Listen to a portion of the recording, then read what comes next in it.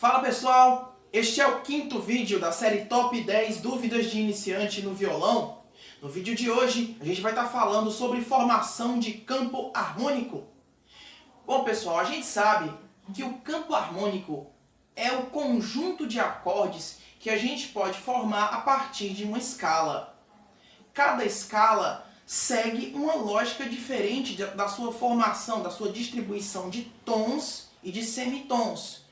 E isso vai gerar os seus acordes particulares. Estes acordes particulares, ou no caso, essa sequência de acordes particulares, é o que nós chamamos de campo harmônico. Eu vou passar para vocês hoje, pessoal, uma fórmula de como que é a distribuição dos acordes maiores e menores dentro das escalas, né? No caso das escalas de acordes, ou no caso dos campos harmônicos, na estrutura maior e na estrutura menor. Traduzindo, da mesma maneira como a gente trabalha a distribuição de tons e semitons para a formação de escalas, a gente também segue uma lógica um tanto semelhante para a formação dos campos harmônicos gerados a partir delas. Então, gente, eu vou abordar para vocês primeiro o modelo, né, nossa escala modelo, que é a escala maior, e a relativa menor. Ou seja, eu vou passar para vocês como que é a correlação entre essas duas escalas, qual é a lógica que existe por trás da semelhança, né, da ligação e da semelhança entre as duas escalas e por que elas são os nossos modelos padrões. Assim sendo, depois a gente vai trabalhar a questão dos outros tons. Eu vou fazer para vocês uma série de 12 vídeos abordando essas escalas, tanto as escalas maiores quanto as relativas menores, nos 12 tons, né, da escala cromática também. Eu vou falar um pouquinho sobre a questão da enarmonia e assim por diante, mas não agora, porque senão o vídeo vai ficar bastante longo. Então, bora começar esse negócio aqui. Então, pessoal, para que a gente possa entender bem sobre formação de campo harmônico, primeiro é necessário que a gente entenda sobre escala. Isso porque é a partir da escala que a gente vai formar o campo harmônico. Então, existe uma fórmula, né? Um atalho. Eu posso indicar para vocês um atalho que a gente pode estar usando para poder memorizar a fórmula da escala. Tem muitas pessoas que quando estão começando, né, a gente meio que se confunde um pouquinho com essa coisa de tom, semitom e tal, aquela coisa toda. O que acontece? Se vocês repararem, normalmente nas escalas diatônicas, né, nas escalas mais comuns, a gente tem 5 tons e 2 semitons. Então, como é que a gente faz? Uma dica interessante é você se lembrar primeiro da posição dos semitons dentro da escala. No caso da escala maior, como é que a gente tem aqui? A gente tem, se vocês repararem, a gente tem aqui de Dó até Dó, os semitons localizados entre os graus 3 e 4 e 7 e 8. A gente tem aqui entre o Dó e Ré um tom, entre o Ré e o Mi um tom, entre o Mi e o Fá um semitom.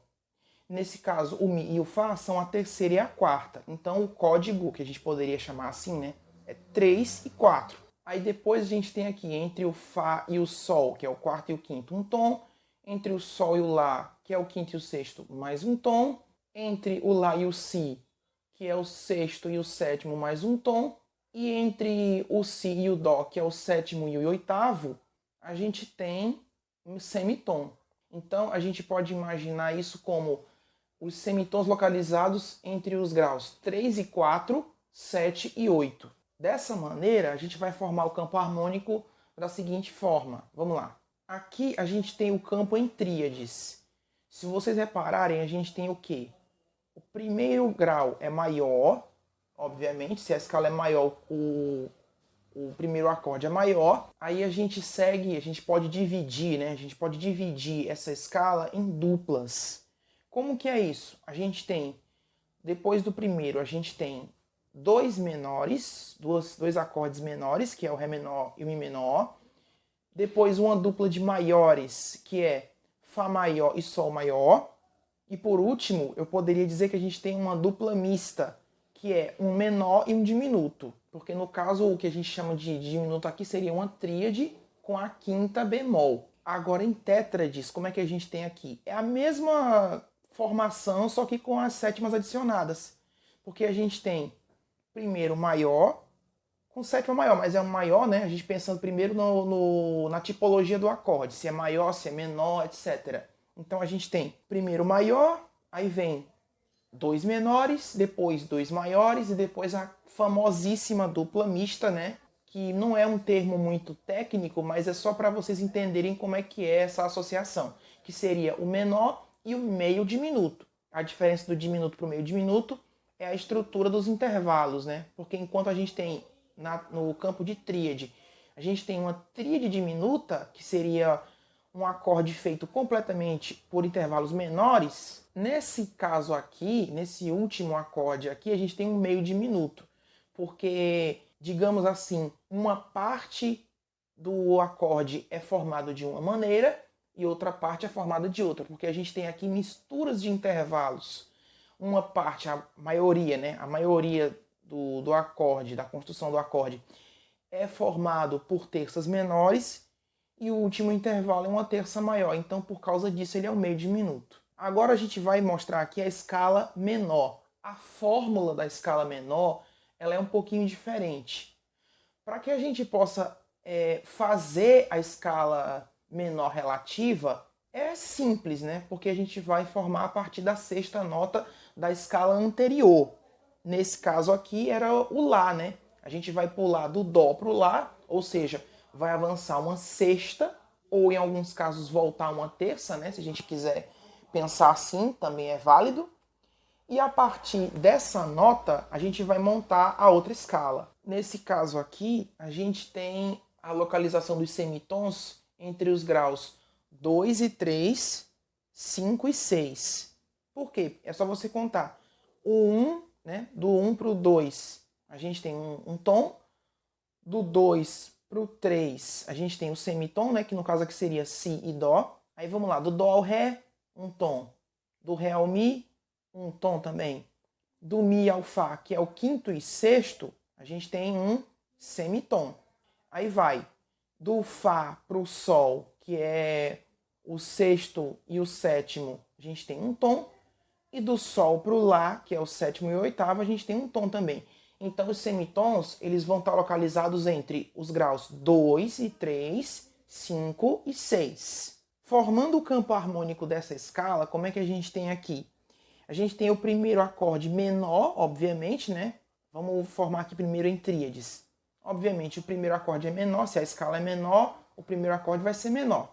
Então a gente tem o primeiro acorde menor, o segundo acorde vai ser o diminuto, então meio que formaria aquela duplinha mista que eu falei para vocês quando eu estava falando sobre a escala maior. Depois a gente tem o acorde maior, né? Então esses primeiros três acordes, eles são a parte mista da escala, né? Você tem menor, diminuto, maior. A partir daqui a gente tem aquela seção das duplinhas, né? Você tem dois menores, que é o quarto e o quinto, que seria no caso aqui o Ré menor e o Mi menor. E depois você tem o sexto e o sétimo, que são os maiores. No caso aqui é o Fá e o Sol.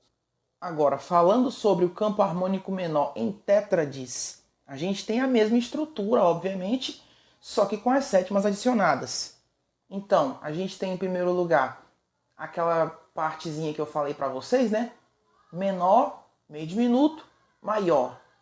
Porque aqui no caso, como eu falei na escala maior, né, o meio diminuto tem aquela diferença em relação ao diminuto por causa da sétima, que é diferente. No caso, a gente tem aqui o intervalo maior terminando uma sequência de intervalos menores. Então a gente tem menor com sétima, né, meio diminuto e maior. Aí depois a gente tem aquela duplinha, né, que eu falei, a primeira dupla, né, que seria dois acordes menores com sétima menor, e depois a gente tem os dois acordes maiores fechando a sequência, sendo que o primeiro tem a sétima maior e o segundo tem uma sétima menor. Então, resumindo, na escala menor, como é que a gente tem a formação? A gente tem a primeira parte mista, né, menor, diminuto, maior, e depois duas duplas, né, separadas por tipologia. Por exemplo, aqui a gente tem aqui duas menores e duas maiores. Diferente da escala maior, a gente tem aqui uma formação um pouquinho mais complexa.